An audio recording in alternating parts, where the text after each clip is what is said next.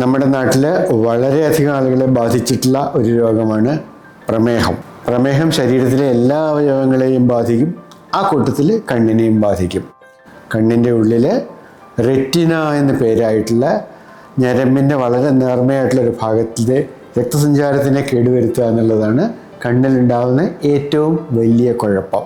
ഇത് നിയന്ത്രിക്കാനായിട്ട് പ്രത്യേകിച്ച് മരുന്നുകളൊന്നുമില്ല. ഡയബറ്റീസിന് മരുന്ന് കൊണ്ടും വ്യായാമം കൊണ്ടും ഭക്ഷണക്രമം കൊണ്ടും നിയന്ത്രിക്കുക.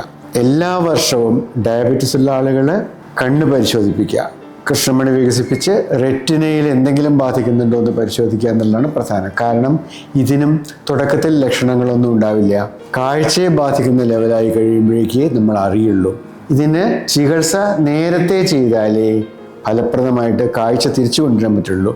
ഇഞ്ചക്ഷനുകളായിട്ടും ലേസർ കൊണ്ടും ചിലപ്പോഴെങ്കിലും സർജറി കൊണ്ടും ഇതിനെ ഫലപ്രദമായിട്ട് നേരിടാൻ പറ്റും, നേരത്തെ കണ്ടുപിടിച്ചാൽ.